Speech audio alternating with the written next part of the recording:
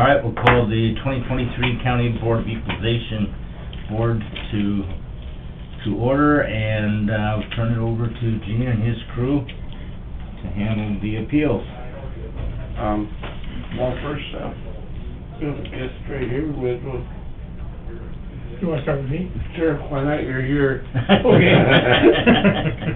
I can slip out quick. Okay, so my name is Bill Donaldson, I'm the treasurer for Aberdeen Township, and I just had a text from Jim Kunkel, who's one of our township supervisors, and I believe, and he's tied up in a meeting with the railroad. I believe what he wanted was information from you people, or for zoning, regarding, recently you've annexed just west of the bypass on the north side. The city did. The city, okay. Right. They annexed the north side, and, you know, where Jones's development's gonna be. Right. Well, there's 3 or 4 properties, and I may be mistaken on the number, that were not annexed into the city. And we're just wondering regarding road maintenance and who's gonna maintain this road now, and he wonders, he doesn't remember being notified. Do you have to notify townships when you're annexing property with that close proximity? And so Jim asked me to come, because he's tied up, so. I think most of the commissioners just found out about it this morning. Okay. So, it's my understanding that the adjoining landowners do need to be notified, but I will visit with the city and verify that and find out why the proper steps weren't taken. Yeah, okay. Right, but I can't answer that without talking to the city to see why they didn't do their Well, we due would diligence. appreciate you looking Right, into it. yep. And like I said, the treasurer, I'm just here representing the guy, because Dave Fiker, he's out of town, he's in Texas for the winter. Jim's at a meeting, and Bob Ross couldn't get off. And then I guess we're wondering, regarding road maintenance, will it become or maybe I should talk to zoning and planning, or regarding... Well, that's kind of a gray area, because we've run into it a couple other times in the county, where the city annexes property on both sides of the road, Right. but we're still stuck with the street or Yeah. the road in between. So we're in negotiations with the city to try and remedy that. Okay, and I'm sure you'll let us know that. We'll let you know, but, you know, it's a significant hit to your tax base by them annexing those 2 parcels, or those 2 areas. And so we understand your concerns, but I will visit with the city and Okay. try and get some answers, and we'll contact Yeah, I believe Aberdeen Jim is Township. the chairman this year. Yep. Or Dave Fiker might be, Yep, he's been on the township quite a long time, and so right. I will forward that to Jim and David and Bob, and, Yep. You can let them know, we just found out about it this morning, so we really haven't had time to pursue it or get answers, but we will. and we noticed on that big map you gave us, you know, for equalization, that it was annexed now, so. All right, yep. How come they didn't include those other 4 houses? It would really help me out. That's up to them, yeah. That's a question for them also, that we'll try and get an answer to. Okay, I'll close the door on the way out, you can... No, you can leave it open, you can leave it open. Thanks a lot for Thank stopping you, in. Dwayne, and thank you, Lynn. You bet, thank Have a you. great afternoon. You as well. Okay. We'll start with stipulations, but we'll skip those first 2. The Alvin housing, actually there's 3. For now, as they are also coming in at 120, something like that. 130. To talk about some other lots across the road from those 2. So let's hold off on those till kind of talk about all those together. Next one we have is Francis Gage. So this one, we took off some buildings that were gone, and then, we did a crop grass reduction on it. So I'm just gonna show you guys how we do the crop grass reduction. If any of you are wondering. So if you look at that, that's what our soil surveys look like. And then I just added to it. So for this one here, we've got 131 acres crop and 30 acres range. Do you guys see that on the middle there? Yep. So, in order to find out what we need to do to make a reduction, we take the top dollar number each year. So for crop, it's $3,309, and for non-crop, it's $1,825. We divide those and we get 55% reduction is what we would normally do. Does that make sense to you guys? 55% net, Yep, yep, 45% reduction. yep. Sorry, net, add net at the end there. So then, for this parcel, they're claiming 50 acres are non-crop. And as we see in the soil survey, we have 131 acres that are crop and 30 acres that are non-crop. So what we have to do is we have to figure out how many acres we need to adjust. So we take the 50 and we subtract 30 to get 20 acres that still need to be adjusted. Does that make sense to you guys? So there's 30 acres that are already grass rated, so we don't adjust those because they're already grass rated. Okay. So the 50 that are not crop, there's only 20 left that are actually crop rated, so we're only gonna adjust 20 20 of acres those. out of the remaining crop acres that are there, which is a percentage of Yep, whatever those acres are. Right. You have the math there. yep. So then we take the 20 and divided that by 131 times 0.5, which is the net. And then we come up with 93%, and we put that 93% on the middle there, if you see the yellow number there. Mm-hmm.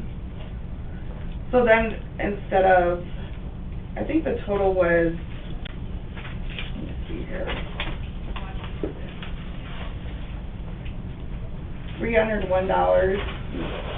or $301,809, somewhere around there for the soils, and then it got changed to $281,975, or $281,975.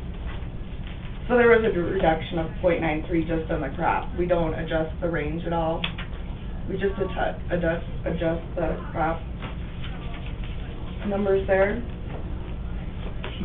So effectively, we're adjusting a percentage of the crop rated acres by 45%.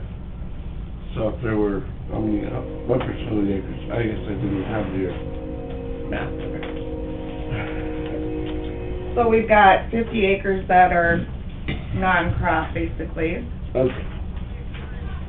And it's already saying that we have 30 acres non-crop, so we need to adjust for 20 more acres. Okay. So 20 acres of the 131 are what we're actually adjusting.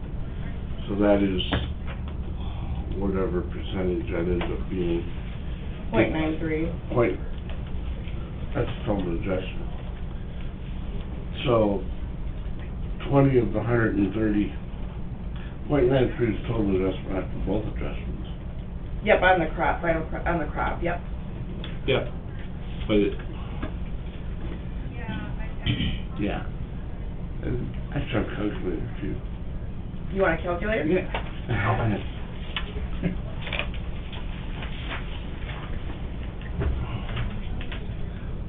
Can you explain the difference between the non-crop claimed and the non-crop soil survey?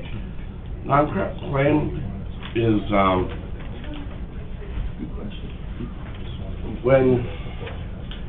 when a farmer or a landowner or the Equalization board comes in and tells me that there's 50 acres I can't get into due to a circumstance, no access issue, whatever kind of deal there is there, so what I have. So it's actually cropland that they can't get to? That they can't get to, But there's an obstruction of sorts, but it's crop rated soils. So, what we do is, we record it for 50 acres of not farmable land. 30 acres are already taken into account in the soil survey, so there's 20 acres remaining. Right. That they're saying of that cropland I can't get into. So I had just 20 acres of the 131, which is 15%. So 15% of my crop acres are not able to be cropped. So of that 15%, I give a 45% reduction. So if you take 0.15 times 0.45, I get 6.8%. So I run that 6.8% reduction off of my crop rated soil. 6% reduction is roughly a 7% change. So 7% change reduction is that 93 that's in gold there, is a multiplier we run through our crop acres. And that's, we treat all of our acres that are crop rated changing to a range, not use, because that's not the correct terminology, but has an obstruction or some reason they can't use for physical attributes. Yep. We give a 45% reduction on that. We run that through a multiplier through the crop rated soils. So in this case, that's where we got 7% reduction on the crop rated acres out of the 20 acres that were crop rated that aren't able to be cropped. The other 30 are already in range rated. And that's, we got about 1,200 parcels that we're doing this to across the county. And that seems to work. We've had OHG hearings regarding that. 2 of them, in fact, Mr. Hunstead was one here a couple years ago, and Bill Edwards was another one that took us to OHG based on this. We've passed both. Finally got the Department of Revenue to kind of understand what we're doing and kind of getting the okay on that, and they've seen that we've had some OHG success with that, and so this is kind of how we've gone about changing acres from crop rated that have physical attributes that can't be cropped. Again, like I said, we've got about 1,200 parcels that we've established since 2010 that we're doing this to. Finally, after a lot of explanation, a lot of surviving OHG hearings and things like that, Department of Revenue is pretty on board with how we're doing it. This is way faster than going in and actually counting how many acres are not cropped in of a specific soil. And we'll come within a this is I can do 10 of these versus one of recounting acres. And as we found in Jim Hunstead's case, he appealed 4 properties. He went through and counted acres, acre by acre by acre. I did my method in about 10 minutes, and at the end of the day, over about $1.1 million of value over 4 parcels. He and I were $10,000 apart. Some where he was a little higher than me, some where I was a little higher than him, but please enter your access code followed by the pound or hash sign. So, go ahead. No, go ahead. Am I missing something? Because you have 281,975 is that your recommendation? To Because that's enable different than the audio 288, please enter your 219 on the audio sheet. I was just wondering why. pound or hash. There's Difference still are- buildings on there too, added on there. Oh, okay, all right, I got Yeah. you. All right, I see what you, okay. So we did take some buildings off, but not all of them. Thanks, Pat. So you've got crop rated soil and grass, correct. and so the non-crop is basically crop that is unfarmable, is Non-crop. simple terms? Not even if you're farming crop, even if you're farming non-crop, we don't raise it because I can't. We found out we go above top dollar, we run into all kinds of trouble. But what we do is we lower crop rated soils by, in this case, 45% over across the entire parcel of crop rated acres to make an adjustment. Right, So, right. yeah. So there's a difference between non-crop and grass. No. But I mean, the two classifications are crop and grass. Crop and, well, there's crop and non-crop. Grass is non-crop. But see, that's why it's confusing for me, because you've got We'll call it crop non-crop. grass. Okay. Yeah, I call it crop grass. That's just kinda how we refer to it in our office. But if it's in grass, the state refers to it as non-crop. You got crop and non-crop. We could probably change it to crop and non-crop to match everybody else, but we started doing it this way Okay. 13 years ago and just haven't changed. Okay, But in effect, it's the same thing. okay. But the 50 acres here on this parcel would be the yard, all of the grass, plus some of the sloughs? Yep, I was just, most likely. I went on and I had parceled it out, and I thought the grass was only 40-some acres, it wasn't the full 50. It could be parts that are water there as well. Right, yeah, that's like Yep. that southwest corner Yep. clearly is probably an Yep. out, and a couple of those And other for ones. the most too. part, you know, when you go through and count the acres, they're getting a little more and more precise all the time. Gotta consider, when we first did soil surveys and put the soil surveys on in Brown County, was, the soil survey came on in 1988. A lot of our soil surveys that we're still using were done by hand with a preliminary out of the soil book with, if you walk back in the office when I first got here in 1990, when we were doing reappraisal, there'd be people counting, they're drawing little dot counters around a little map, and cigarettes, you know, smoke all off every desk. And a lot of those numbers are still in our soil survey. As there's new parcels come on, new splits and things, Scott Mattson is doing a really good job of recounting our acres and getting them more precise. But some of these are still have some guesswork to them. You know, whether it's 50 acres that are not cropped, or 47 or 51, we're good. And Not worth the hassle for that. not worth the hassle. And then should we skip down to Shelby Township, because that's just another crop grass reduction that we do Sure. too. So this one here, we did a reduction for all of the acres. It looked like the local board put it to 115,770, but when we did the reduction, which would be the whole, it would be taken times 0.55% basically.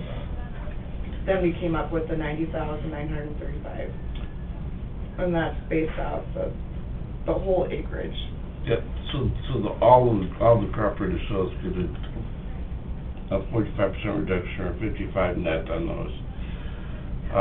That's actually, that come into play more so because it's in a, they can't hay it, but it's in a grassland easement. Yeah. So they can't actually legally crop it anyway. As highest and best use, and here's a place where the state and I do disagree. Highest and best use in appraisal terms refers to legally permissible is one of the requirements to me, highest and best use.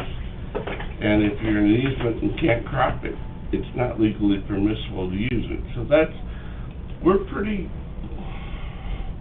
the state's let us get by with it. We try not to go talk about grassland easements or things. We come up with some reason why it's in a grassland easement, because there's probably some physical attribute that makes them not want to run a combine down this quarter of this 80-acre piece of land. So, you know, if the townships are good with it, I'm not going to fight them. You know, they're out there every day. They know where the water's sitting. They know what years they can get into it, and they know, you know, what kind of land that Mr. Farmer doesn't want to take his combine down into every year, or Right. get his grain wagon out of. We did have a gentleman just show up, Gene, just so you know. No, I'm early. Okay. if you want, we got some holes because we had some cancellations, if you wanna visit with us. Whenever they're ready, I'm here. We can have you, Dan Hines. He is on your, 150 yep, on the agenda. 150. Second from the bottom, all right.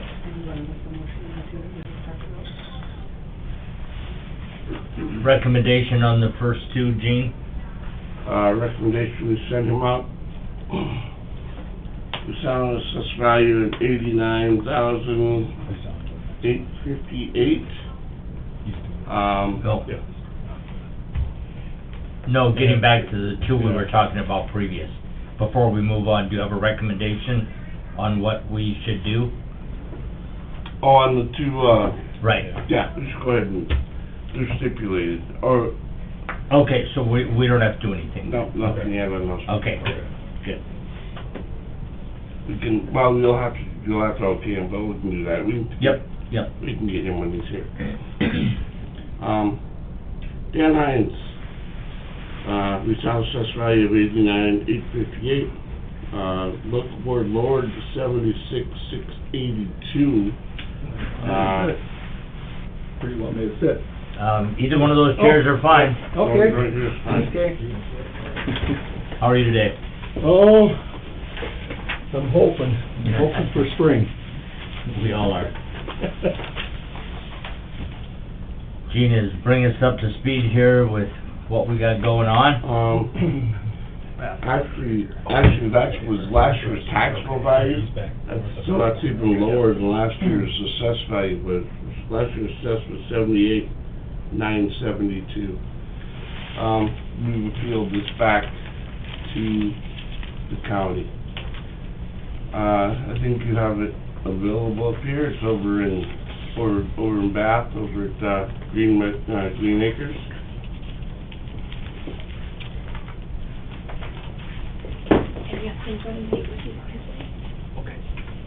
All right, so there it is. Okay. If you want to click on that, bring up photos, whatever.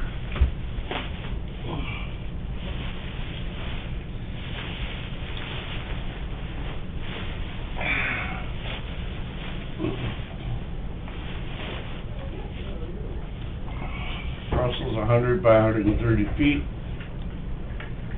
It's a 1997 Friendship, 28 by 60 ton, 28 by 56 living space, 3-stall garage. Okay. We feel if it were on the market, it would bring 89,858, and wish to appeal it back to that value. You disagree, I assume? I do. Okay. I do.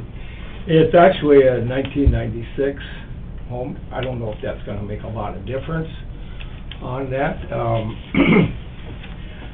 But Gene and I have had discussions before on it in the recent years, and we've always, been able to come to something, but we haven't been able to reach agreement this time.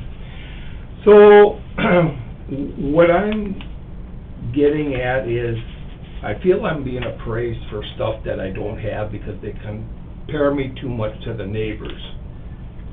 Now, my house is original from what it was. It's never been remodeled. It's the same siding, same everything, same kitchen, same bathrooms, everything is all the same in there. So, last year Gene and I had a talk, and what we ended up coming up with was, we came upon an agreement to where Russell, his number one man, came out to the house, and he went through the house. And so Russell apparently went back to his office, and I ended up getting a call, and he said it was overpriced. It was too high, so they lowered it down. So from March of last year to January of this year, all I've done is paint the outside of the house. I spent $430 on paint. I painted it myself. There's no remodeling done. The garage is unfinished inside. Everything, like I said, in the house, the furnace, for example, the air conditioner, they're from 1996. They're originals, the stove, the dishwasher. I can't keep up with the neighbors, and I feel that they are constantly remodeling. New sidings, new windows, sheds that they built and everything put on their properties, decks and everything. I'm not in it for competition. I'm just in it to have a roof over my head. I don't feel that I'm being appraised quite right. There was a house out there. It's on Country Drive, a block to the north of me, and it's a newer house. I don't have a computer, so I can't pull it up, but Gene and I talked about it earlier. It was the old Les Sumption place, and Les passed away about 2 years ago. And he left it to his girlfriend, and she then moved to Minneapolis, and she had it on the market for 2 years. She was asking high price. It brought I thought it was $65,000, but Gene looked it on his computer and he said it brought $70,000. So I don't understand with the trailer house bit, because I've been to the banks to try to get like a loan. I sadly had to go through a divorce and I needed to get money, and the banks will not give you any money on a trailer house. I spoke to my banker on the 30th of March and went in there and asked him again, and he said, we do not do mobile homes. He said, yours is 26, 27 years old. He said, it's to the end of its life. I know it's not to the end of its life. That's not true. But it doesn't compare to the other stuff. Others have, like I said, bought houses for high prices, and then later on they find out that they overpaid for the stuff, and then they're willing to dump it, either walk away from it and go through bankruptcy, or to just not make the payments and let the bank have it back and stuff. One of the things I would like to point out too is everybody that I've talked to said trailer houses decrease in value. They will not allow you to bring a trailer house, for example, into Aberdeen, even if you have a lot, even if you have an empty lot and old houses along there. They will not allow you to bring it in. It's a trailer house. They devalue the other houses around there. There is no place really to put a trailer house anymore. It's hard finding a spot out in the country, and with the web hookup situation where you can't even get water, there's no place for them to go. I think that trailer houses are kind of discriminated a little bit against, because, like I said, we don't value, or we don't rank as high as I do, is a trailer house. Now in the development, there's 24 residents, or 22 residents. Out of that, 12 are trailer houses, 12 are regular houses. And a lot of them out there have been, complaining, this is nothing but a trailer court out here. They're upset. Some of them have sold their houses and left and purchased houses in town. So I can't see the deal to whereas you can compare a trailer house and to raise it. My deal here, I was doing a little figuring. From what Gene's got it at now, $89,858, and in 2022, it was $76,682. So that's a difference of $13,176 for putting on one coat of paint. I mean, if I would have known that, I probably wouldn't have painted, let the wood fall apart and everything. But I do want to hang on to it. It's paid for, and I can't afford to go higher. To higher housing and stuff. I would not want to go to some kind of, I would qualify for subsidized housing, but I don't wanna do that. I don't wanna live off of the county, I'd rather live off of my own. But, like I said, I just can't justify a $13,000 raise after they did a walkthrough of the house 9 months earlier. It's hard to justify. Okay. Gene, anything else to add? Right now, if we just pick up the mobile home itself, or the manufactured home itself, I have 21,120 on the lot value. I have 19,385 on the garage itself.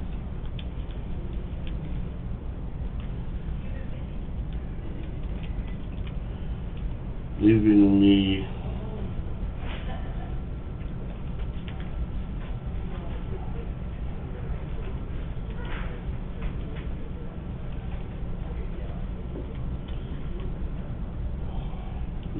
a bad number that just came up with there. 21,120 plus.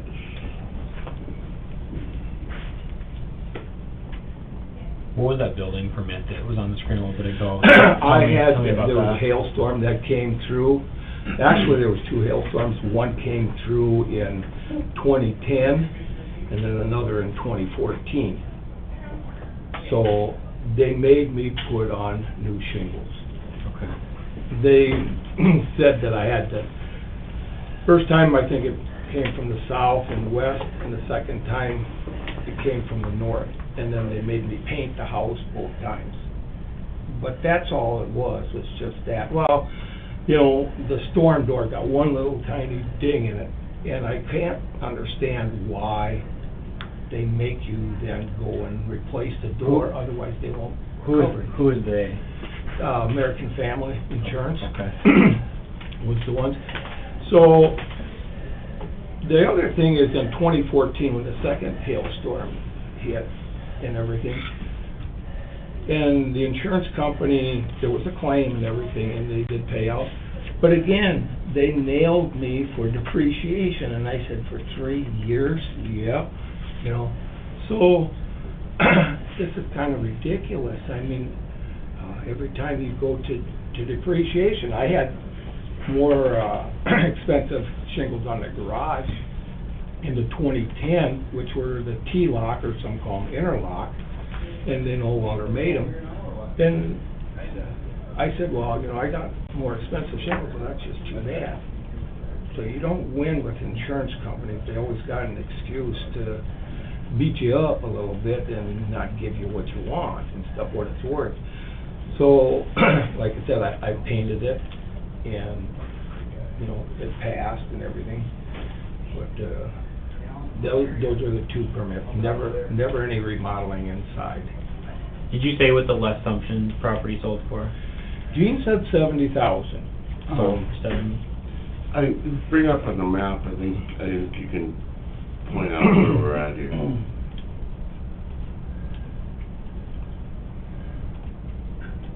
Actually, Here's you, Dan. should be one just, No, it should be up. He's up right there, the second one. Up and then second one in. This right here? Right Go there. No, straight up. No, straight up. Right there. yeah.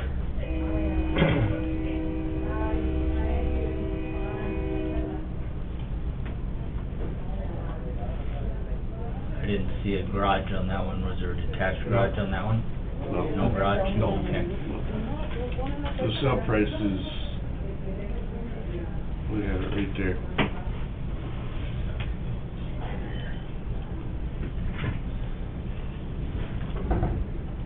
Okay.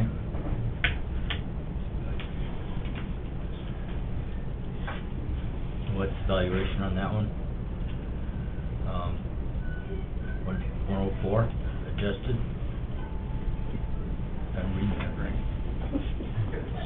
119, does that sound accurate? Yeah. Oh, okay.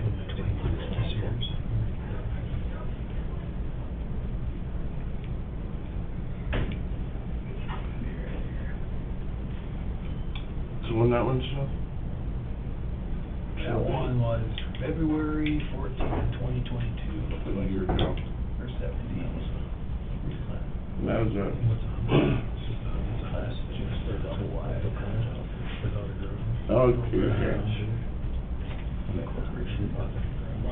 And then that was replied, the corporation bought, actually, the house development bought the garage that came off it, along to the west of that house. Not, next lot to the left, west, correct? Oh, okay. That used to be the garage that went with the house and they Yeah, so we separated? sell with the Yeah. house and sold separately. Okay, It was a double lot that Les had. okay. And he sold the garage, the development needed Probably. a place for, they're gonna put in a new water tank system, because we're underground and they wanna go above ground, so that was the only spot out there that was left, and it worked for the development to put that in there, so that's why, that's what that garage is gonna be for. But like I said, that's a way newer house than mine, and then, you know, when you get the vinyl siding on it, it's more expensive, because there's different models of homes, you know. To that house. That, you know, are out there, the Similar to more that house. you go, Should be on the more luxury, the more expensive. 2000, 2001. 2001. Okay, so that's 5 years newer than mine, but I mean, Well, your title actually says a 97. Like, kinda like cars. no, here's my paper, Jim. This is from Centennial Homes. If you wanna look at it, you can look at it. What's your title? Your title is You know? 97 home. Well, I don't know what they got there, because that's the order deal. Yeah, so mobile homes will be like, kinda like vehicles, the model year. And we just go by the model year because that's a hard number that carries out. Sometimes they build a 2022 model in 22, sometimes they build it in 2021.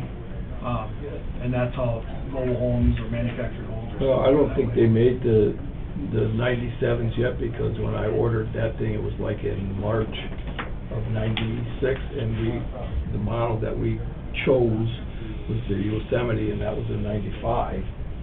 And that was sitting there, and then we ordered right away, and the house came on like they delivered it out to my place about August the 20th.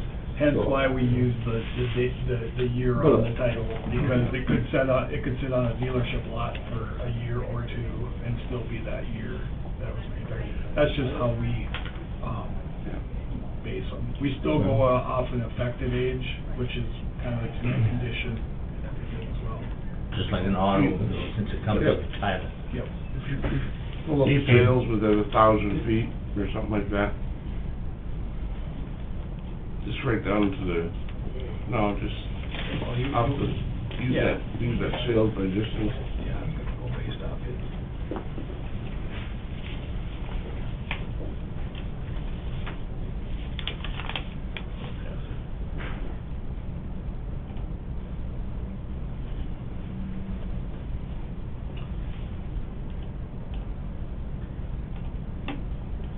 And if you hit map, you can see the ones that are in there.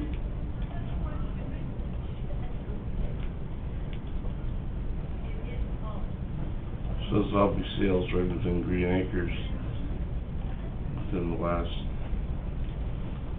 We had 94 Highland, 28 by 60. Yeah, I believe that one's been remodeled. 159.9 in January of 20. Sold for 159? Yes.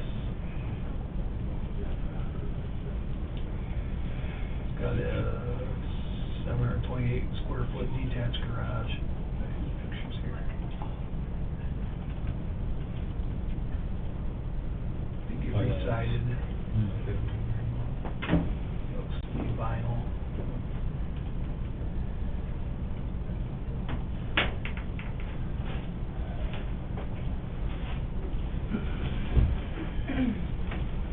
Two-stall detached. if you just, go back a page, you should go back to the sales again.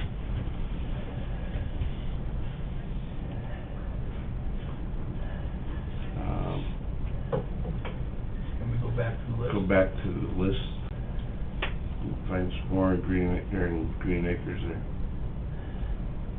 Well, if you go back to the map, let's up again from that page. No, they won't, huh? Well, let's see if I can do it again here.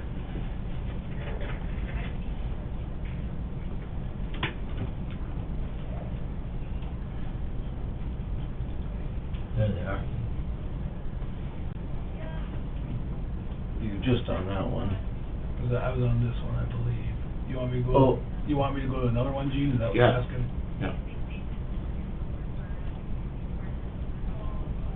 Here's one. Sold 265. 265, August 13th of 2021. That one is not a mobile home. No, that's a That's regular house. Yeah. So significantly, there is certainly a difference between a mobile home sale and a. Right. That one's not really a comp. Right. That one is assessed at 224.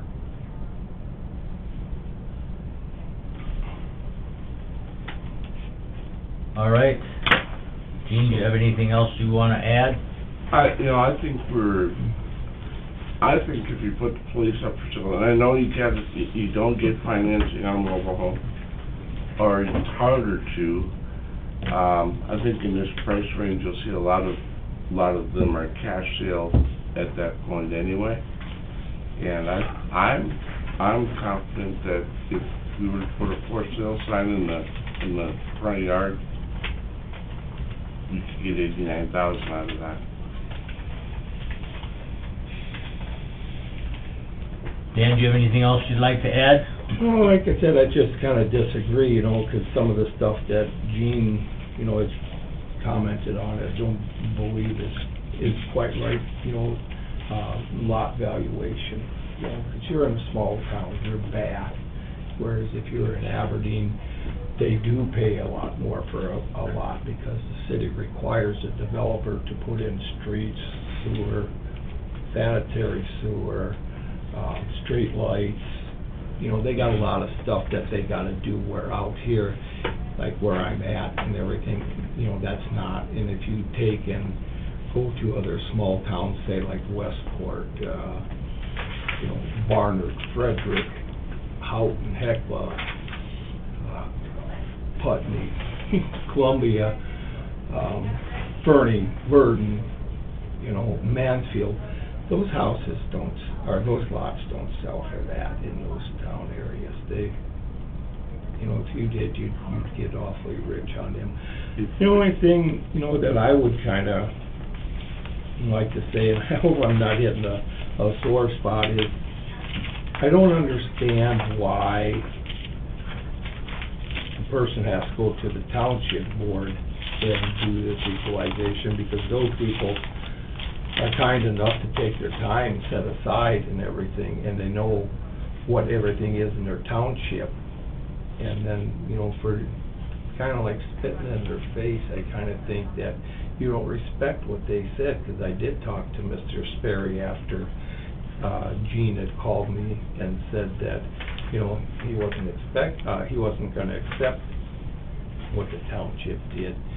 And I did talk to Scott Sperry, and he said, really, he said, we just went with what we thought was honest for everybody, and we valued them the way they are. And he agrees, and the rest of the township board also did, that trailer houses just do not compare to regular houses. They go down, they got a steel frame under, you can't put a basement under them.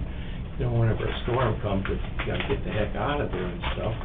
To get under to work on it, you've got 18 inches in the crawl space, and to get somebody to do any kind of work on that, they gotta be a small person to do that. It's not like having a basement in a house. These are non-weight bearing walls, they set on blocks. It's still got a steel frame on it, where a person wants to, you know, disagree or whatever. You know, previously when Gene and I talked about it, and I don't think this was last year, but it probably was the year before, that Gene said, you could take yours and you can just split it in half like it came from the factory, put the wheels on it and go. You'd have to put a hitch on it. But he said, versus like the neighbors and stuff that are by me, where they attach garages to them, they can't do that no more. So I feel that's one of the deals with mine, but I still agree with my banker. He said that even though it's a lot like that, he said, bottom line, it comes down to it's got a trailer house on it. He said, and that's what we won't give money on, so. Okay. Go ahead, Mike. The $70,000 one that just sold, is that comparable? Is that right, the one lot to the north, right, we were talking about? Yeah, That was a trailer house? 2001 mobile. Yeah, okay, so so- that, apparently it's 4 years. Okay, 4 Newer years. than mine. I mean, do you feel that that was a, I mean, She hung on to it for 2 years. Comparable? About, yeah. Well, Years? like I said, it's a little bit newer than mine. yeah. I mean, you know, I don't doubt it, and I don't doubt that I got a garage, but like I said, they just don't go.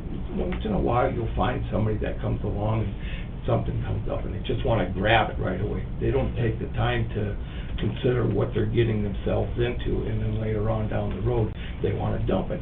The one that's on the, on the west side of me there, that's Corey Sipkus, but it was Milton Wanda Ottenbacher, and when they bought that, they didn't pay all the house that they had in town.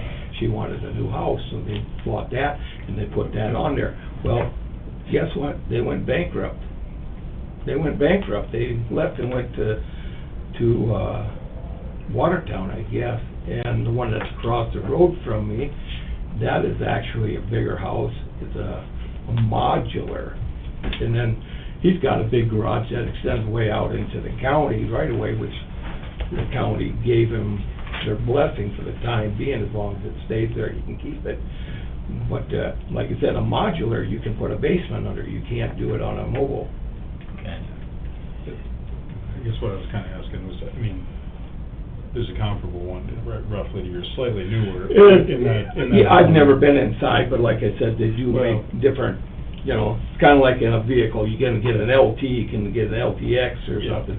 But I mean, it does cost a little more for the vinyl siding, because you gotta put a layer of plywood or CDX board under there, where mine is just, vertical hardboard siding. And it's. Well, all I'm saying is, I mean, if there's one that's that comparable there, that would be, Yeah. I'm not saying it's exactly the same. Right. But then, when you throw in Gene's number of 19 and change for a 3-stall garage on there, we're at 89, unless my math is wrong, right? 89. Well, I mean, not exactly yours, but I'm saying, with the $19,000 some odd garage, which is what you had on the thing, right? Yeah. For what the valuation of the garage is Yeah. on there, and based off a comparable sale would be, I mean, you're at the 89. I mean, I can see where you got, I mean, you know what I mean, what I'm saying? I mean, if you have a $19,000 garage, You know, I don't- they don't. but- Well, I don't know what he's updated though in his house, you know, did he have a new furnace? You're talking $5,000 for a furnace and air, central air, but when you have some inspector coming through, if you can, you know,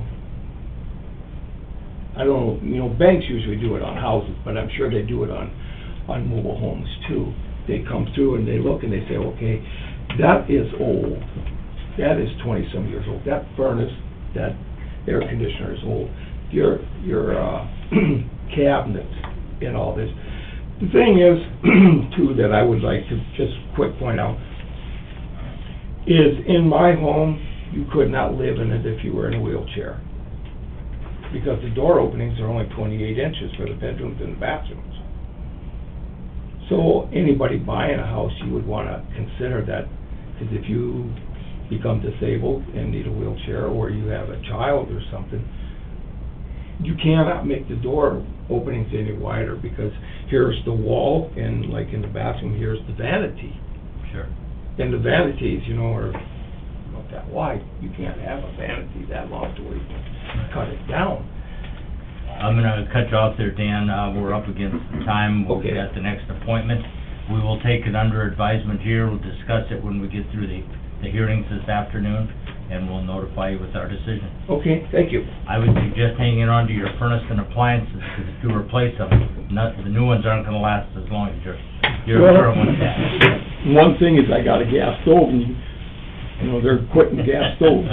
They're And to, threatening, yeah. to try to wire that for electric, Yeah.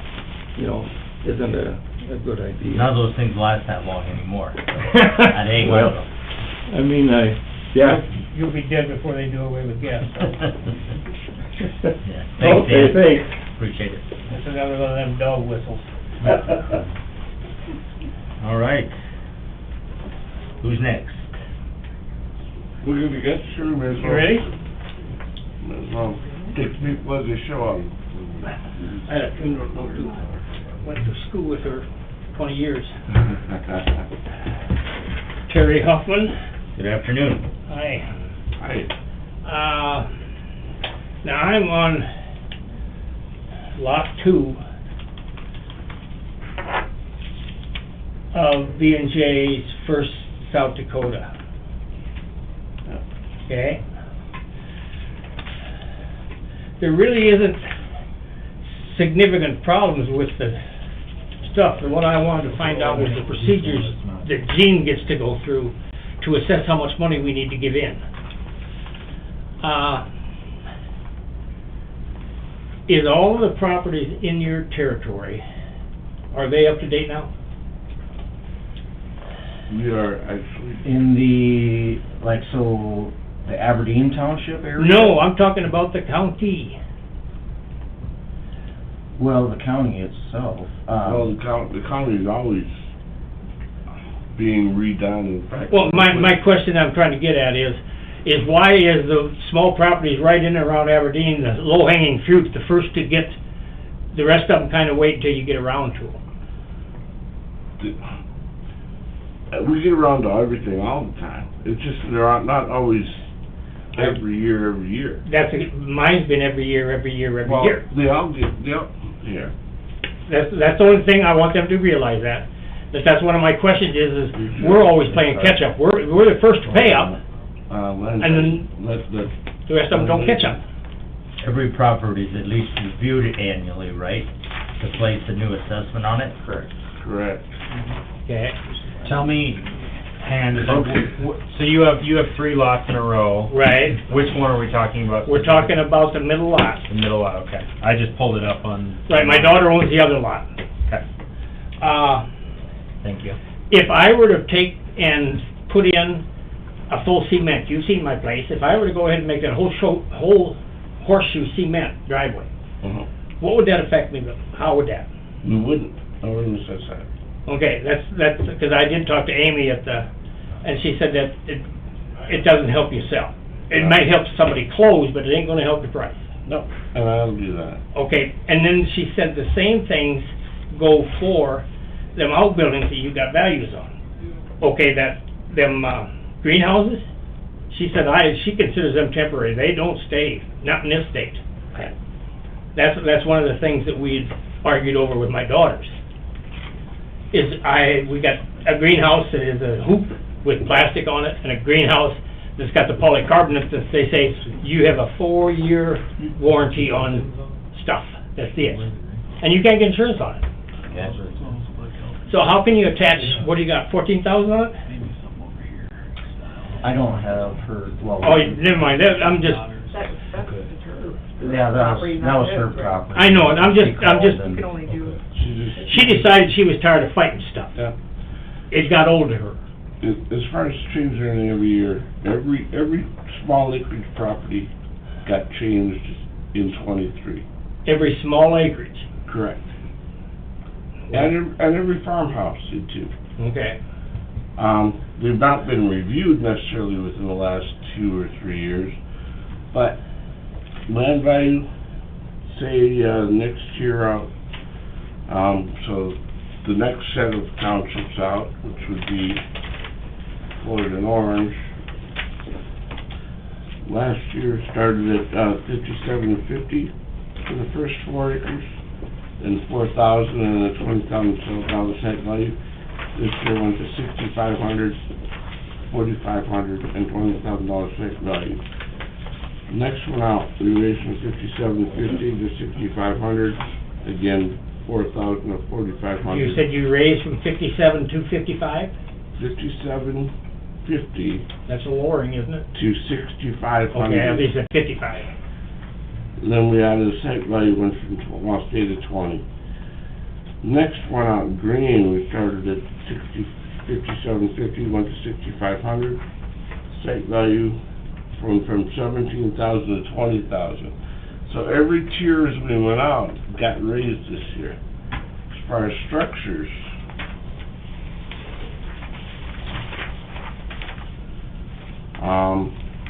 the interior properties where we're at went from multiplier of 1.0 to 1.1, that's a 10% increase.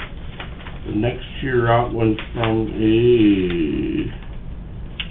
interior house green, where we at? Went from a 0.90 to a 0.96, almost about 7%. The next tier out went from a 0.81 to a 0.90, about a 10% increase. The next tier out, outlier C, went from a 0.67 to a 0.71, about 10%. So we did raise, we did change all the way out. Now, not everything's been looked at every year, it gets trended every year.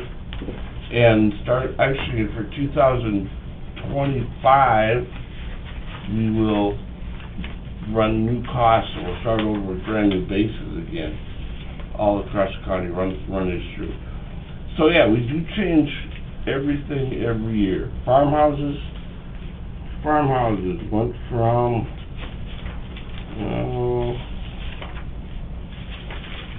0.54 to 0.57, that's about a 10% increase. If you go 50 to, about a 6% increase. Depending on where you're at there again too. As you're closer to town, it got a little higher than if you get farther out. And that's just because market's stronger and closer to town. So it does have a higher value, but we do get it all looked at and all changed all the way across the county. Well, I'm not gonna sit here and argue all the small points, I just want you guys to be aware of how it's working on us out there in the country. It's being where we see every year, my value goes up 30+ thousand. I've had to fight to get it back to certain levels. And you can't have a raise every year. It's about impossible to say that house is worth, starts at 200, now we're at 360. You know? You got a picture of the house, or you got it up front? Yeah, it's right here.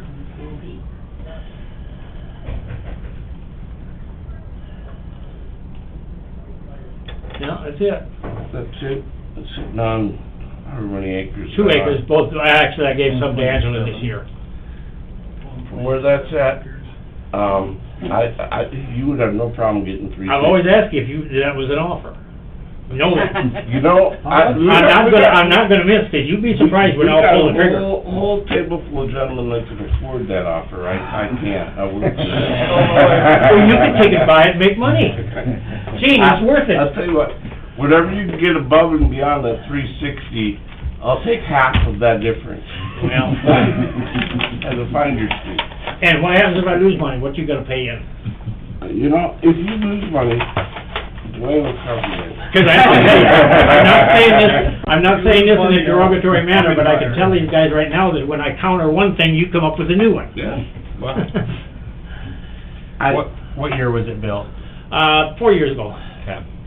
It was finished. It started the year before. Good timing. Why is that?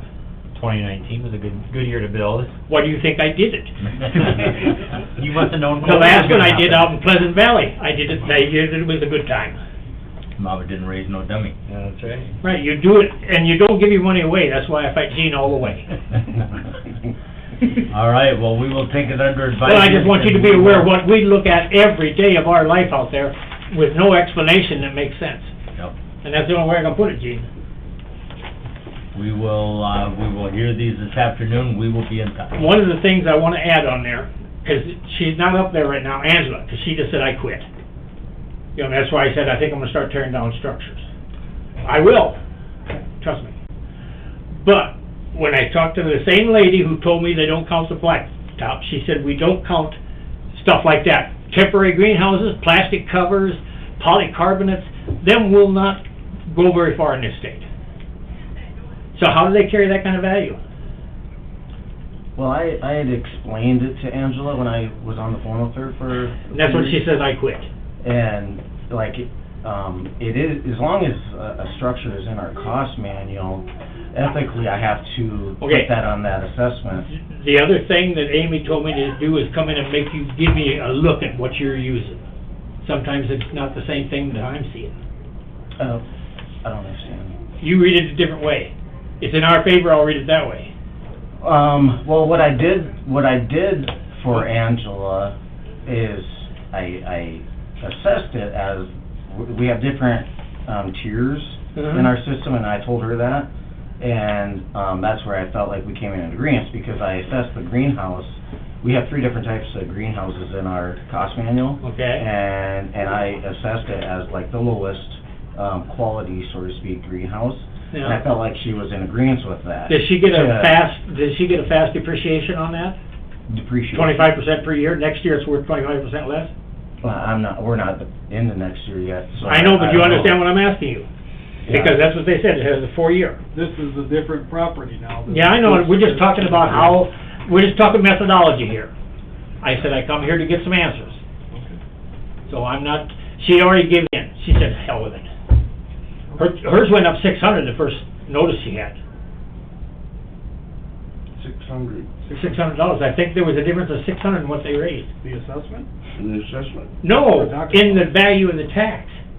Well, the tax is a whole different deal. I know it, but it's attached to how much your proproperty is worth, how many mills per 100,000. And her property's probably worth whatever we got on it. But I don't we're know. not appealing that one anyway. No, she said she's done. I'm just saying that was one of the things that I wanted you guys to be aware of. That we're valuing property that you can't even get insurance on.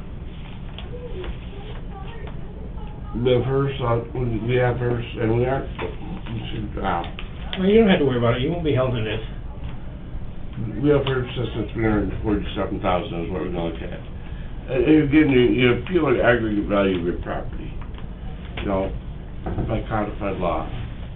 You don't pick up each part,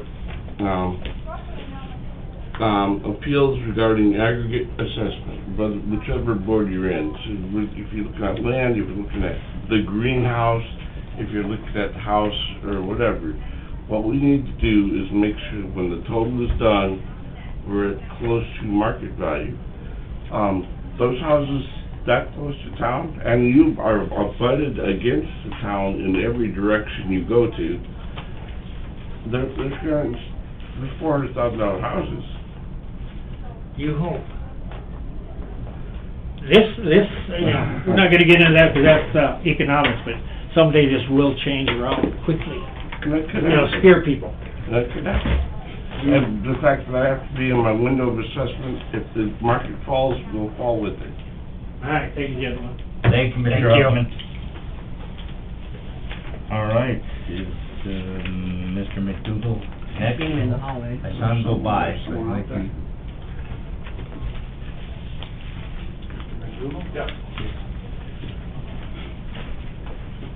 Hello, doctor. Hello, where do I sit? You can sit right here if you'd like. How are you today? Good, how are you? Doing well. Hello. You'd like to talk to us about the value of your home? Property. I have not appealed an assessment of any of my property prior to this, so I'm not sure exactly how this goes, but I put the reasons in my application that I mailed in. The assessment increased by 9% this year on my home property, and that is in spite of the fact that the county approved the construction of an industrial site closest to my home of any home. It's within a half a mile of, I think, 11 or 13 homes, depending how you draw the lines, but mine's the closest at 1,000 feet from my front door. closer than that to the edge of my property. I provided myself and the neighbors mounted a opposition to the building of this facility, this industrial facility, as the commissioners probably know. And we, during the peak of COVID, I think there were 35 to 40 people attended the hearing, the initial hearing, to oppose it, which I think is unprecedented for something like that. Nonetheless, despite the significant expense in providing information why that wasn't the best location, and providing alternate locations, and even having Greg Odie offer to donate land for the substation, the zoning board approved that project. And so during the opposition effort to this construction of this project, which we knew would have impact on our real estate values, as well as potentially health and certainly perception of that area,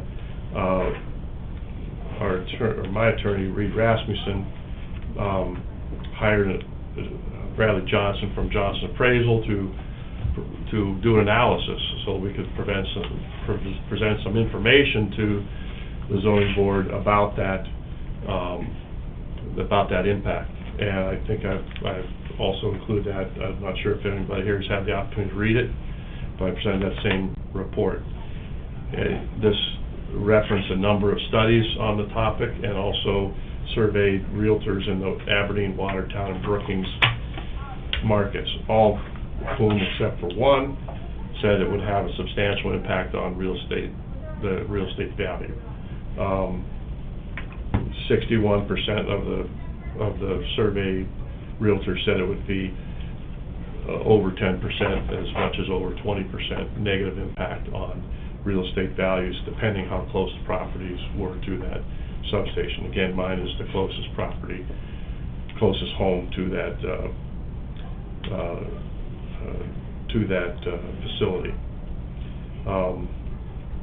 So given that information and no supporting information that I can see that in looking into it, or unless you have something to present that it has no impact, I think it's safe to say it's had a negative impact on the local real estate values, the adjacent real estate values, and I think it was kind of a kick in the shorts to see that my assessment actually went up after that facility was constructed. So I would respectfully appeal that the real estate assessment should actually go down, not up, but it certainly shouldn't go up with that facility being built again against our very strong wishes, right adjacent to our properties. Okay. Gene? We and did not take that into account as far as being next to a substation. I did treat it as other farmhouses, and that you qualify for ag property. It does, in that regard, already get about a 40% reduction from other small acreage houses in the neighborhood. Our market did show pretty much everywhere across the county that we probably over the last 2 years needed to have about a 20% increase on everything across the market. A lot of that was made up in the 2022 assessment, although not enough. And so a lot of that carryover went into the 2023 assessment for some increases. But there again, the increase due similarly to other farmhouses within relatively close to Aberdeen. So there again, I did not take into account your substation. We are making an adjustment in that we do have what we consider an oversized assessment. That's the correction he made, where we've kind of come through our studies of the market that once you build a house over probably $600,000 in replacement costs, you only gain about 65 cents on a dollar for the amount of of expense put into that house that you get back out of the market. That's what actually our recommended adjustment is here on the value here, to go from 705 to 679. But that, again, wasn't due to doing anything with the substation, it was due to that it was an oversized assessment that was missed. But otherwise, yeah, you're based on, your land value is all based on, productivity values, which is considerably less than market. Your house is considered a farmhouse as it sits on ag land, as opposed to being assessed as a small acreage, which would be about a 40% increase over where it is. And, you know, there again, we pay very little attention to the market on egg houses, because it isn't part of the audit, and there's really not a point where we have to really prove market value, because we never get to market value anyway. So the increase was similar to what small acreages and other farmhouses took within Lincoln Township. Without having a substation built 1,000 feet from their front door. It's not a small substation. I don't know if you've seen it, but it's the size of 2 football fields, and plans are sketched. I don't know if and when it's going to happen to double the size of it, but that's the reason I'm here, is the effect that that's had on the value of the property. There's no way that you could, it's 30 acres, there's no way you could peel off 10 acres of that on either side now and sell it as a residential acreage. No one would build on it. Well, and working on 30 acres, our top dollar is for ag land is like $3,300 an acre. Small acreages are selling for the first acre at $30,000 itself. So that I mean, it's not like we're talking about peeling off 10 acres and selling it anyway. You're already being assessed as farm instead of as a small acreage. The house is done the same way. It's assessed at about 40% of what it would be as a small acreage house versus a farmhouse, because first off, it's not part of the audit. Secondly, it's because they have to treat it like all other farmhouses, and typically when a farm sells, if a quarter sells, you either split the house off and it sells separately, or if you don't split the house off, our view is that I bought a quarter of land that happened to have a house versus a small acreage. Typically you buy the small acreage because it's a house site. So you're already getting the benefit of the fact that we're knocking 40% off right off the top for being a farmhouse as opposed to a small acreage. So as far as market value, you're at about 10% of what market value is on the land, actually, because it's in productivity. You're already at about 60% of what your farmhouse would be, because I don't take the farmhouse into account like I would a small acreage house, because it's not part of my audit anyway. So to that end, I'm not thinking that, we're certainly not over-assessed if people would start getting into this based on market value. And to that end, then, I'm treating you the same as every other farmhouse in Lincoln Township. Without a substation being built next to it. Correct, I'll agree with that. Discussion quick. Can you scroll back down so I can put the right numbers on there? Which one? Well, keep going, right there. Okay, so just out of curiosity, Gene, why did, from 2020 it was 649 and change, and then 22, or 21 it goes to 675, then it goes back down to what it was lower than 2020 to 643, and then the preliminary says, so what was the, so why did it go back down in 2022? Because I know that was supposed to be a jump, you know what, I mean, countywide, so I'm wondering why did it change in that manner instead of trending upward on that? What was the thought in there? I don't know if you have all that or not, I'm just kind of curious, that doesn't look the same as everybody's. Yeah, it is interesting that it went down then in '22. Because 22 should have been the first increase over what we're seeing. I know not as big, but the first increase what we're seeing. So I was just wondering what the, It went down. Is there two houses on this one? There's like a- a house, As a there's kinda like a guest guest house or. detached garage with a bedroom Yep. above it, bedroom and a bathroom. So there's the 20 and the 21. The garage that's attached or part of the house is not big enough to really put anything on it. But a compact car on the side. So this is, you said about a 9% increase over I last think year? I don't have. I think that's what it boils down to. That's about what it is. I forget. I didn't bring my assessment notice with, I think it's about And 2021 versus 2022 is again, some reappraisal work that was out there on an on-site basis. So it was reworked from, some of this got built into our camera system from one to the next. So, you know, as far as trying to make the old camera or some of the old costs match the new camera and run through our multipliers, in order to treat them all the same, sometimes you'll see some that have some adjustments up or down. Right now, everything's in the new camera, so kind of going forward, we shouldn't have variations, but for the most part, I don't have an answer why that one went down last year.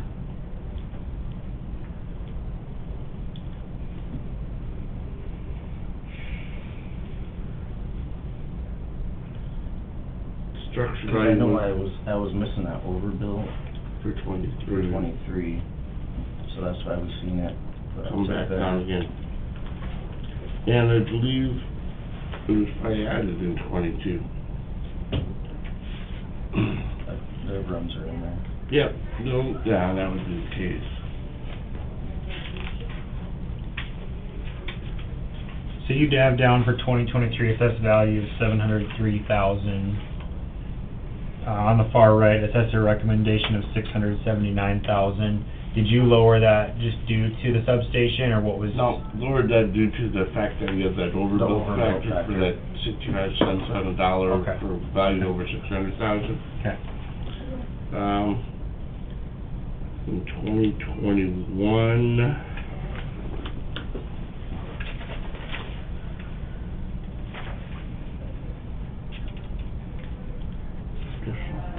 Scroll all the way down to the bottom, Russ. What's that last permit? This one? Yeah, maybe I'm getting properties mixed up. What's that one for? That one is remodel large basement area from, Okay, I'm thinking something. So in that's 20, not why we were talking here. Nope. 2021, we don't have that factor either. That overbill factor. Yep. So that was one that was caught in 2022 of that overbill factor. That was not applied in 2021, caught in 2022, and we got missed again in 2023. Okay. Yeah, because I remember when I went out there to do a site eval, I believe I left our little green tag in the key box at the gate. Yeah, because I just wanted to, that was when we're switching everything into the new camera system and getting all the data up to date. So that was back in 21. Which would have been the 22 assessment. Yeah. Yeah. I called and left it. I remember that, I called and left. Yeah, voicemail. no, I've got, once it came back down to it, I saved the sticky note in there. So, if I need to make another trip, I got a phone number. Look, my objection has nothing to do with the assessment. mode or method of how you do the assessments, because I don't understand that. As I said, I've never opposed it in the past. It's just that I researched, and, I mean, we all know instinctively, nobody wants one of these built next to their home. Nobody does. Last time, the site they considered before this, they got it moved because one of the neighbors got Dr. Wachs to write a letter saying that their daughter had an undiagnosed neurologic condition, which I don't know what that means, but it shouldn't be near any electrical equipment. So the zoning board voted to not put it there. Dr. Walker wrote the same letter for us, saying it shouldn't be within a half mile of anybody's home. And that was ignored, along with, the report I provided, I don't think anybody on the zoning board read it, or if they did, they sure didn't seem to have at the meeting, or really care about the real estate values.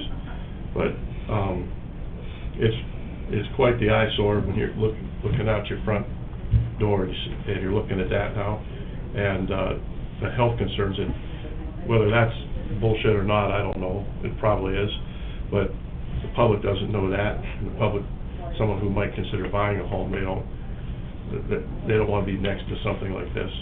And so, aside from the other ways that you assess properties, which is something that is outside of my area of expertise, this is a new factor that was introduced with the approval of the county against the objection of myself and the other neighbors, and it's a big negative factor.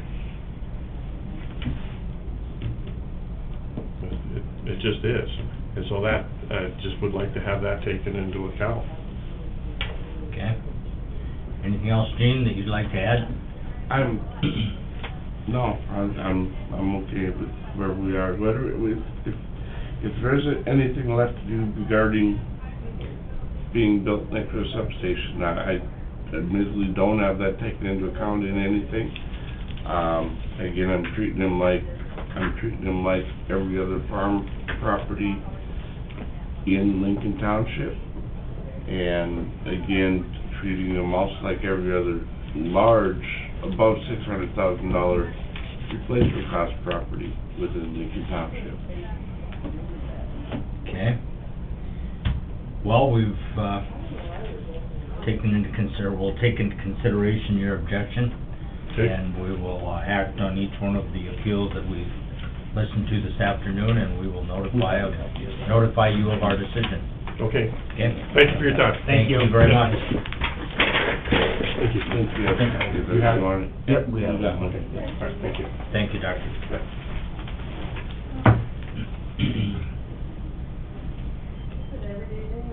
The Haugans are not coming in, as far as you know. Well, last I heard they were. Yeah. Okay. Is there someone out here?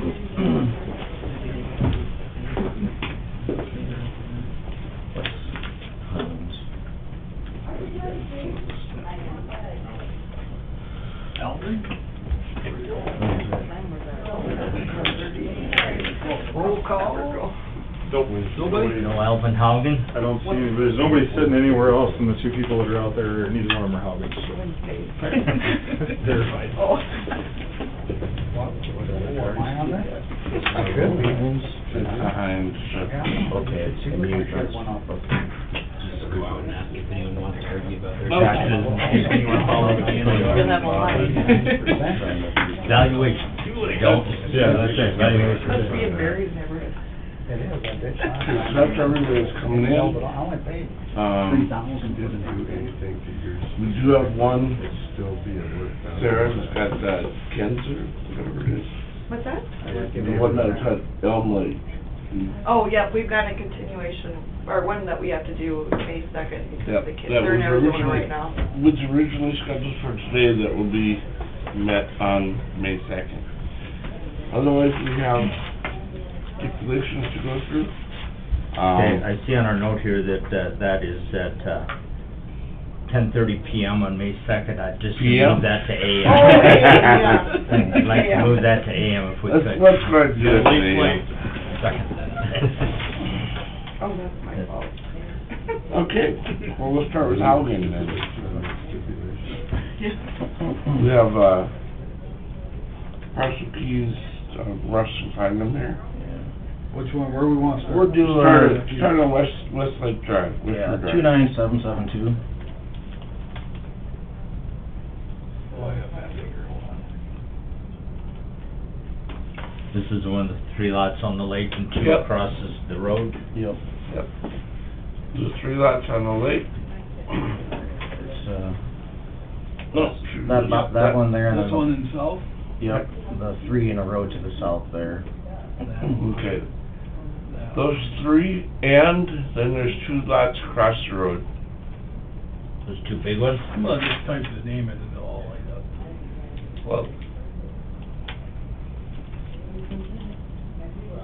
Well, you see, I have to do that, map them all.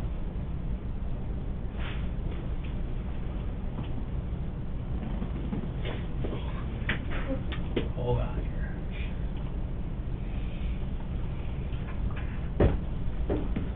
Well, it's those 2, yeah, those 3 lots right there. Red, yellow, green? Yep. Okay. Okay, those 3 of the lake, if they were, right now, we sent them out assessments as standalone lots, meaning each of them would be their own lot to put their own house on. They're small enough that most likely, if anybody were to build a house, they would take up all 3 lots and they would replat it. So what we did is we chose one of those to be the standalone lot with the first 8,000 feet. Yep. Is at $7 a square foot. $7 a square foot. And then anything after that is at $4 a square foot. So there's gonna be 2 lots on there that we aren't charging at $7 a square feet, a square foot. So what we're gonna do is we're gonna combine those we're gonna treat 2 of those as if they're just extra footage as 1 lot. And they've agreed to that. That's our stipulation on those 3 lots. When they don't agree are the 2 across the road. We're gonna treat both of those as standalone lots. They're both, I don't know, you got, look on the size. That one's 1.05 acres. This one is 1.31 acres. Yep.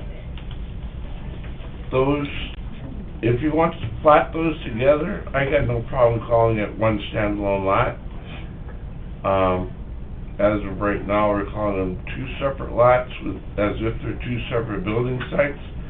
Gives them each a value of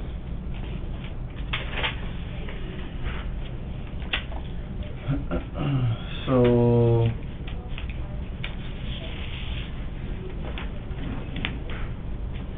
$28,515 and $26,825. So we'd be assessing those if we go back to the form on the small acreages where your first 4 acres are at. It would be 6,500 an acre, and then the remainder, and then you would have your site value as well. site value. So what we would be doing if they were combined as 1 lot, we'd take a $20,000 site value off of one of them. Is what they're looking at, but I'm not seeing those as 1 lot. I'm gonna treat those as 2 separate lots. Because they are. They are 2 separate lots. Actually, the sale price on those, go down, was about $255, something like that. For all 5 parcels. $205. 235, and then, that was only in, Well, Is that just the outlots, or is that with the? It was- lakefront? That's with all of it, the whole works together. Right now, how we have it, our total assessed is less than the sale price was For all 5? for all 5. Yep. What they would like, or what they wanted, was, again, like I said, they agreed with the 3 in front, and wanted to treat the 2 across the road as if they were 1 lot also. I chose not to do that. They apparently have not showed up for a meeting.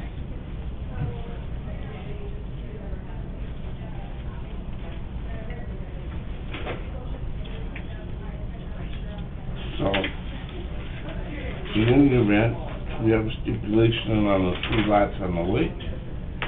We have a contested value on the 2 lots across the road without an appearance.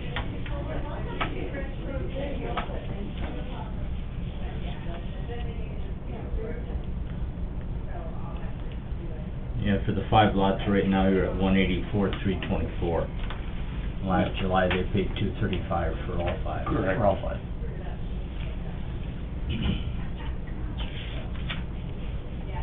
They can still be on the sewer out there, right? If they're Yep. across? Yep. Okay. Two separate lots. So, So if he replatted those 3 on the lakeside together, how would that affect the value of those 3? It would- Estimation. it would be, if you put those 3 together, it'd be the same as what our recommendation is now. The Right. total? The 63 and the 50 and the 15, Yep, that total would be, what it would be if it plotted those together. okay. Where we sent out 69 and 74 and 45 as they were set out separately. So that's where, you know, that's most likely how they'll be used.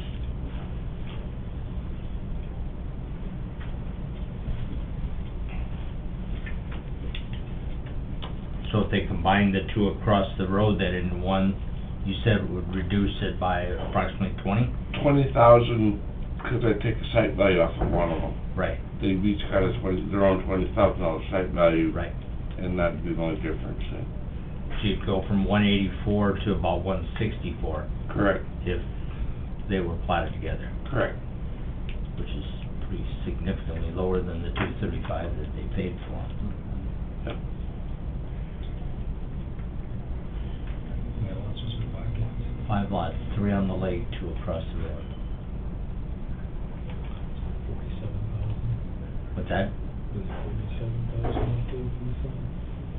The, 28, 50, 50, 54,000 for the 2 lots across the road. No, I mean, what they actually paid for them was Oh. roughly 47,000, and we're evaluating about 26, that's...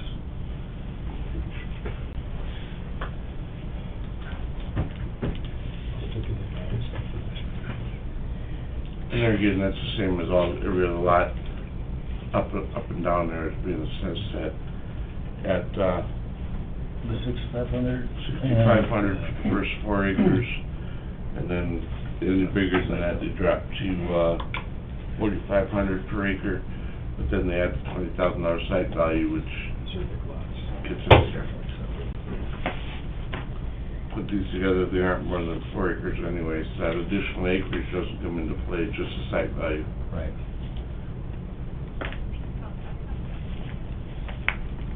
Well, if you'd like most people out there, if they end up replatting the 3 on Lakeside, building on the lake, and then building their Garage, storage, toy man box. cave across the road, There you go. their $300,000 man cave, you know, Yep, park their boat and pontoon in. yep. That's what most of them are doing out there. All right, so we have, should we start at the top? Sure. We have the Huffman property, which is overvalued in his opinion. You've heard the reasons. Yeah, You've already lowered it by approximately $3,000. $3,000. And that was one thing when I reviewed that, I had some effective age that needed to be adjusted on it, so yeah, I essentially just lowered it a little bit just to be more accurate, but it wasn't enough that he was carrying to low. Take into account an additional year of depreciation is in effect what he did when he went out there. You got a brand new house within half a mile of Aberdeen. Well, it's within, That's within a feet. well, he got Aberdeen all the way, on all 4 sides of him. Right. out in the country. But I mean, Yep. they're a pretty valuable piece of property there. That property Three too. separate, or two? Yeah, we'll do them separate by landowners or owners. Yeah.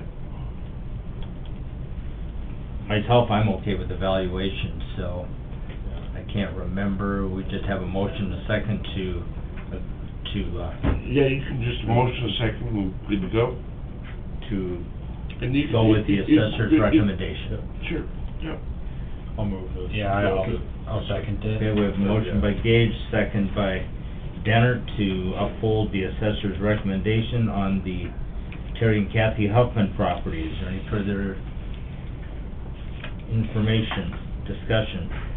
Hearing none, all in favor signify by saying aye. Aye. Opposed, nay. Motion carries. All right, move on to the Haugen properties. I'd be hard pressed to lower either one of those properties any more than they already are. I think they have I think those, pretty significant value. those again, like the first one, I think those are really desirable properties with a lot of value. Yeah. Proven recently. I would make a motion to accept the assessor's recommendation. Do you have to do it separately, or can I do both of them? I think we can do them together. I would make a motion on both of them to accept the assessor's recommendation on those two. I'll second. Okay, we have a motion by Dennert, second by Gage to uphold the assessor's recommendation on the Haugen properties. Any further discussion? Hearing none, all in favor signify by saying aye. Aye. Opposed, nay. Motion carries. Now, Mr. Hines. I'm hard pressed to do anything there either. I mean, the property, the Assumption property sold for 70, you add a $19,000 garage in there, you're right there. He's got a nice driveway too. Next I mean, this is a round. nice looking place. I mean, these pictures are not right, maybe, but they look pretty, I mean, his place looks pretty nice. His I place mean, is nice. I would've not guessed 1996 or 7 on his home. I mean, it's well taken care of. Well, He is I able mean, about keeping things. I know it- He takes a I lot mean, of pride. you had the one that wasn't Yeah. as nice, sell for 70, and you got the nice garage and the driveway and everything. I mean, that's a proven sale. It just happened not too long ago, so I mean, that'd be really tough to say that that's too high to I know me. we talked about land value, right now we've got Green Acres is assessed the same as land value in Bath City. I know we talked about Fernie and Westport and all those, but those are a whole different deal. A lot further than 6 miles They're from not, yeah, Aberdeen. they're not 6 miles from Aberdeen. You know, this probably assessed, land value is pretty similar to probably like Warner to Groton. Again, not there, about 2/3 of what we're assessing land at in Aberdeen. You know, he was talking, you know, that it's not like, it's assessed like Aberdeen, but we're not near that. But we're also not near Heckler or Columbia or Claremont, the other ones you mentioned. But we are in line probably right with Groton and Warner on land values with that. This one's maybe a little bit of a tougher call for me than the first two, just looking at the number. I think his recommendation of 76 seems low. The 89 for the close to 90 might be a little high. I mean, I think it's a closer call than probably the first two for me. I don't know if there's a number in between those two that would be considered. What would you guys say the average total percent increase was over the last 2 evaluations with everything going up? The last 2 evaluations? Yeah, with this last one and the one before, what would, I mean, just ballpark it, I mean, you don't have to be exact. I would mean- say within the last 2 years, if you go 21 to 22, and then 22 to 23, we're probably looking at somewhere 17, 18, 19%, somewhere in there. And he did not have an increase then, right, between 21 and 22, did you guys back that back up, right, to 70? He went from 2021, he was at 76,000, and 2022, he went to 78, or almost 79,000. Oh, he did, okay, Yeah. He did have a small, or okay, Yeah. sorry. a small So increase. 76 to 78, that was after a board change, in fact, but 76, 78, so, yeah, it was about whatever it is, about 3% increase. Okay, he went to 78, he's asking for 76, between 76 and 89, unless my math is wrong, it's about 15% increase, which Well, is lower than what we've seen, 76 right? 76 is what he took to his board because he took his tax bill, Yep, so that's what his taxable value is from last year. okay, So in effect, lowered them to exactly, well, they lowered them to lower than last year was because his tax bill was lower than the assessed value last year. He had made the comment, if I would have known the assessment would have went up that much, I wouldn't have painted the house. Yeah. Is there any merit to that, No. in your opinion? No merit to that. Yeah, Joe hates blue.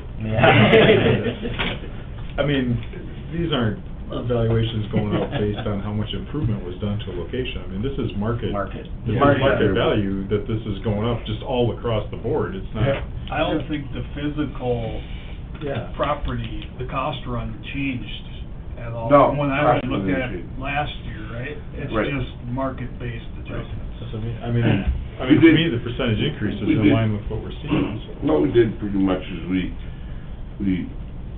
kind of made this into a hybrid, kind of treated the land value similar to Bath City, and treated the structure similar to, small acreages out in Bath Township around there. And that's, I'm not uncomfortable, I'm not over any sale in Green Acres subdivision. So I'm not, And his cost run, when we calculate the cost run, it is a mobile home, it's not a site-built home. Can you go back up for just a minute? Yeah, up. Nope, Oh, down, I'm sorry. I just want to see.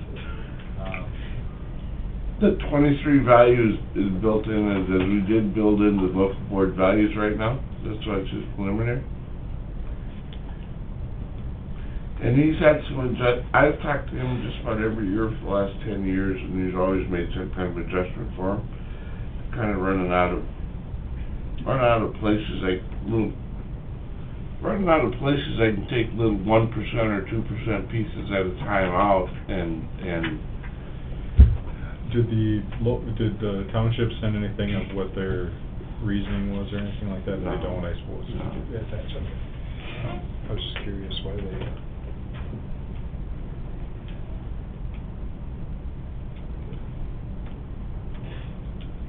So if he doesn't like our decision, he can appeal to you can go to OHE. OHE or here, Yeah. and he might save $75 if it's lowered a little bit. If he wants to close up his tarp shop for a day and drive to Cary and appeal it, then if he wants to do that. I don't think he'd go any farther. no. I guess for me, from seeing the sale that was there and what else he's got on there, I guess I'll make a motion to go with the assessor's recommendation of 89,858. I guess I'm comfortable with that. I don't think that's out of line at all. Okay. I'll second it. Drew, any input, any questions, any recommendations, or? I'm kind of on the edge on this one. I mean, I can probably go along with it. I wouldn't mind to see it a little lower, but I can probably go along with it if that's what you guys are thinking on that one. So I think I've served on the Equalization Board every year that I've been here, and I don't remember this board ever lowering. It seems like we've always just rubber stamped what you or Mary have given us, but we have You have the the authority authority to do whatever to you... make an adjustment. Yep, you guys are the board. So we're talking the $13,000 difference. If we would put a value of 81,000 on it, I'm just throwing out a number, how would that would just be his new assessment based on the You guys Board are... of Equalization's recommendation? I just think this is a little more wide open in terms of what is the value of a mobile home. It's kind of more of a moving target than probably a house, that's not a mobile home. So that's why it's just probably a more moving target. But I think I'm comfortable with the 89. I mean, it's maybe on the higher side, but I don't think you're wrong in recommending that.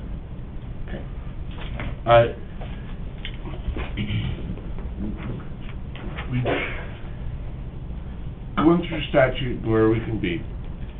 We do have to be at 85 to 100% median of sale to assessment of property. then now, more so looking at equalization, there's where there's a lot of room, is that we have to have a coefficient of dispersion of 25 or less. And the coefficient of dispersion is a deviation, an average deviation from the median in relation to the deviation. So at 25% of 85,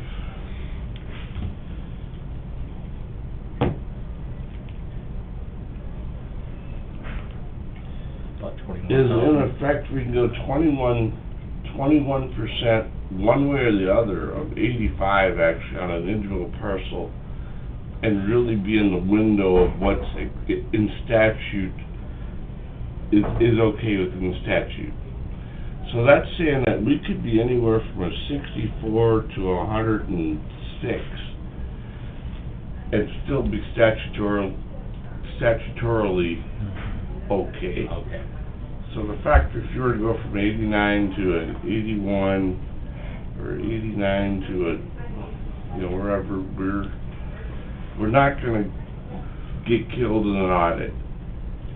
But ideally, you'd like that coefficient of dispersion to be a lot less than 25. I mean, from 64 to 106, when you explain that to people, that's pretty dang sloppy assessment. The fact that we're under 20 makes us one of the best counties in the state, but even 20% of 85 is still 18% or so, 17%.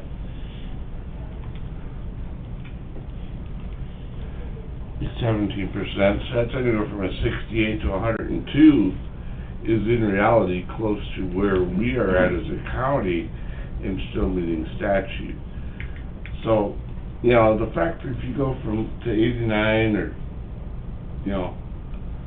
there's a point where people start nitpicking, why am I at 98% and why am I at 78% or whatever. Both are statutorily correct as long as the median assessment fits in that 85 to 100. So, Yeah, I think nitpicking is probably the right word. The home is probably worth between 80 and 90,000, yeah, just in my mind. yeah. 89 is within that range. I mean, whichever number you pick in there is not gonna, it's gonna be minutia as far as budgets and taxable value. It's not gonna hurt us statutorily. We're supposed to do the best we can to be at market value, and I think I can defend 89. Based on last year's sale of the Assumption property, we're right there, so. All right, so we have a motion and a second to uphold the assessor's recommendation. All in favor signify by saying aye. Aye. Opposed, nay. Motion carries. All right. Now, the big one.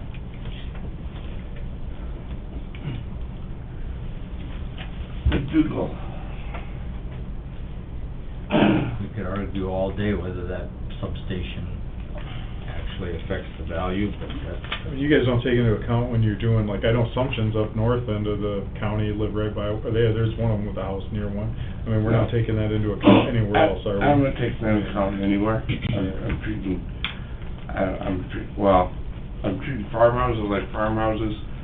We're one of the counties give probably the biggest break to farmhouses anywhere, and mostly because they just don't matter. As far as any audit, anything like that, they're never taken into account as far as the sales ratio or anything, because ag is assessed on productivity and not on market. A lot of times, and maybe not quite so much anymore, but in my days 30 years ago when I started doing this, you saw a lot of the farmhouses go at the quarter because, you buy a quarter, it happens to have a house, it's just there. Pretty much now, if you buy a quarter, everybody splits that 5-acre farmhouse out so they can sell it for the big bucks, but, and maybe we should go there, maybe not, but if it doesn't hurt us, I'd just be a whole lot of fields I don't want to deal with, so.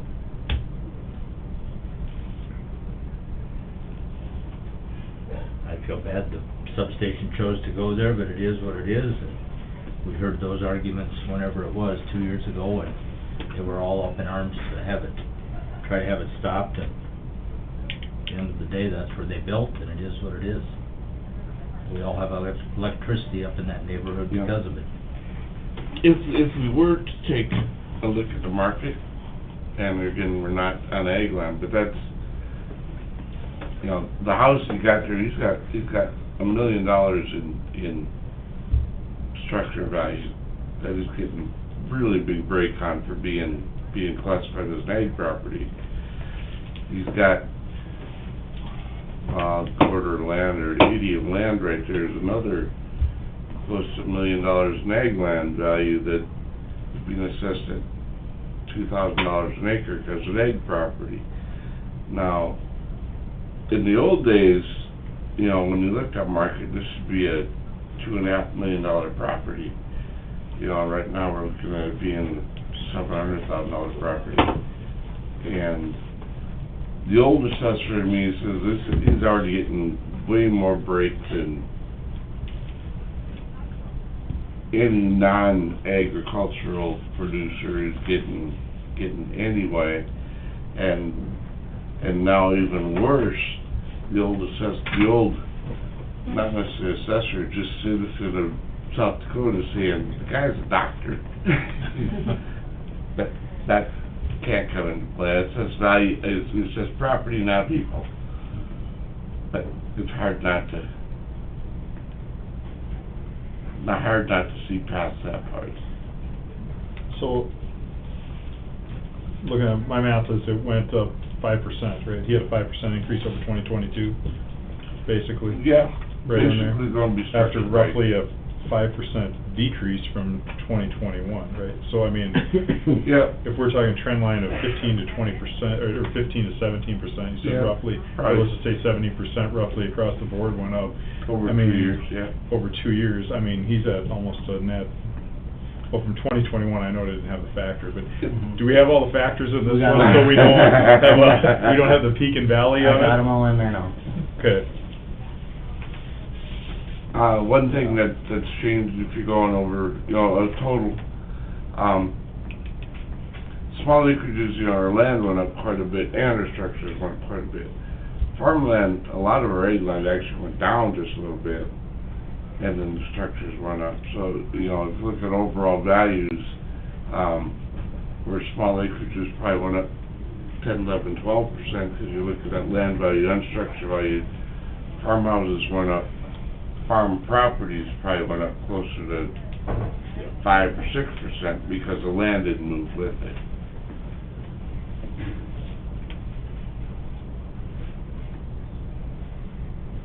Currently, no obsolescence for substations. I'm currently not on any obsolescence for a substation. In that regard, he's getting treated like everybody else with a substation. Is anybody doing that statewide? I mean, do you guys know? I guess I'm just curious. Is anybody doing anything? I don't know if as far as anybody that? else is doing anything. Have you heard or anything from the state that says we need to do anything? Or, Well, if they did that, you'd almost have to take into consideration a soybean plant. Oh, yeah. Or I a, was just or curious. an ethanol Yeah. plant. Yeah. I mean, anything that could be conceived as, or perceived as a potential eyesore, you know? Yeah. Those guys from live across the road from the soybean plant out there, that, you know, they could say, well, my property's lower because I wake up every morning in soybean plants. So if you start down that road, where does it end? And because I don't disagree with what the doctor said, but then you've got how many houses? 1, 2, 3, 4, 5, within a half mile probably, give or take. That could make the same argument. Yeah. And then where do you figure a radius, and one neighbor falls into it and the other doesn't, and that's a whole, You're only counting one substation where there's many in Brown County. There's Right. two houses right there, you know, he and, the one from Glenn Larson just to the south are right there. Yep. The others are a little farther away, but it's hard to say we're gonna treat him differently than everyone else. Yep. Okay, wishes of the board. I'll make a motion to accept the assessor's recommendation on it. I don't think he's out of line. I think the increase, to be honest, was, I mean, Fair. lower than what the market kinda has been, so I mean, Okay, we have a motion by Gage, a second by Dennert. Second. Any further discussion? Hearing none, all in favor signify by saying aye. Aye. Opposed, nay. Motion carries. Okay. I Want, think- you wanna go through stipulations quick, or do you wanna? What's that? You wanna go through the stipulations? You probably can do them all in one if you're good with them. And none of these people came in, and they've all agreed to, The values are there. Again, one is gonna bring up to you, Jason and Jennifer Klutwig. I don't know if you can find that one on the map for us. Parcel 30689.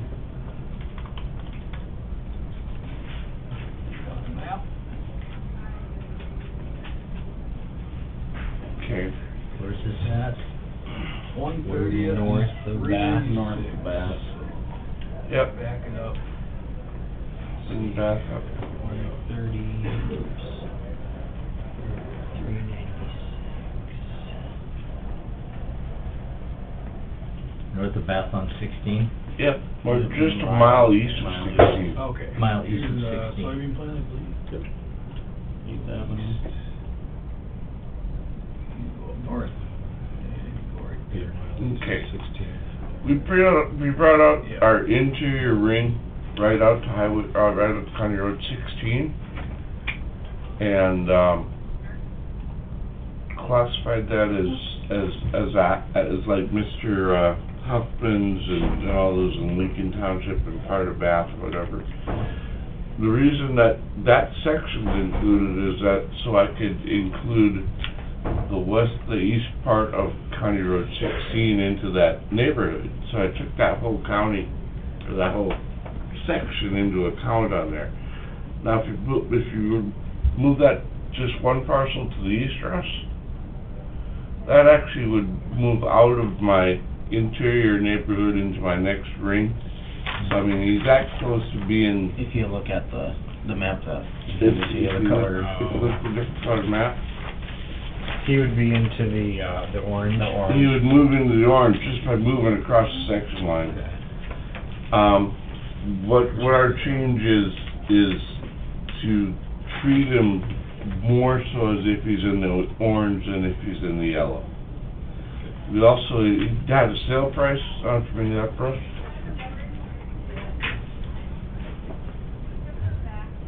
You just bought that property from Jones for about whatever it is, 855.5. 855.5. We sent out a value of about 960 or something like that. Yep, 968.24. And, we don't have enough really high-end sales. If that were to go to anywhere beyond here, that I could really defend going up to 960. Especially getting that far out and getting that, up to that road as far, if it were sitting on the, even if it were sitting on an asphalt road, I don't have sales to defend that. Once you get a mile off on a township road, I'm pretty comfortable dropping that down to a little bit more than his 2-year-old sale price. He had talked about that then, once we agreed to a value, talked about getting to an ag classification somehow. There's 3 criteria for ag. The first one is you must have an ag use, and that was reworded here in 2021 legislation. Mr. Denner was part of that. That also added the verbiage that ag use must be the primary use, not a secondary or incidental. After we got into that discussion a bit, I think he withdrew any request to be ag. How many acres are there? 6. 6, okay. That's it. Oh, there it is, Three. down there on the left, okay. 8 acres. 8 acres? So, we... So there are more pictures than that. Or just the one? Oh, 6.05, okay. Yeah.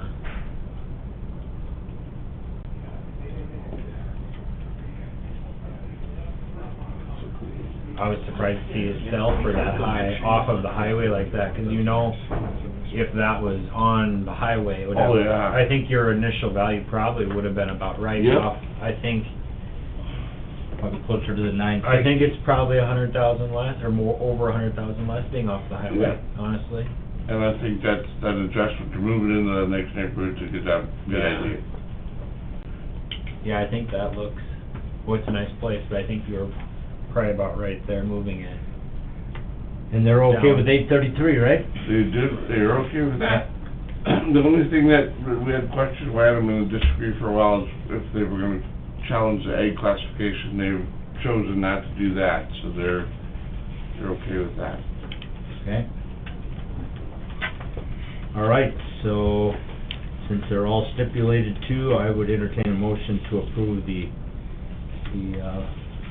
upper listings on that sheet, all the stipulation, all those that have already been stipulated to. Yeah, I'd move that. Okay, motion by Dennert, second by Gage. Any further discussion? Hearing none, all in favor signify by saying aye. Aye. Opposed, nay. Motion carries. Are we done for the day? All I got for today, I have one carryover to May 2nd. I was not able to be here. They're in Arizona. So we cannot adjourn yet.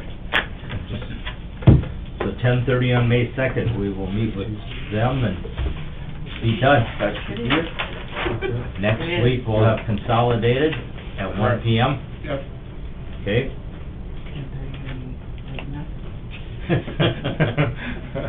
That's on May 2nd. We will have already made a decision on the pipeline, so I'm hoping that it'll be a relatively slow day. Okay. I We can can write do is hope. AM down on that one. AM, yeah. Okay, I would entertain a motion to recess until May 2nd. I'll move to recess. Second. Motion by Gage, second by Denner to recess until May 2nd. All in favor, signify by saying aye. Aye. Opposed, nay. Motion carries. We are in recess.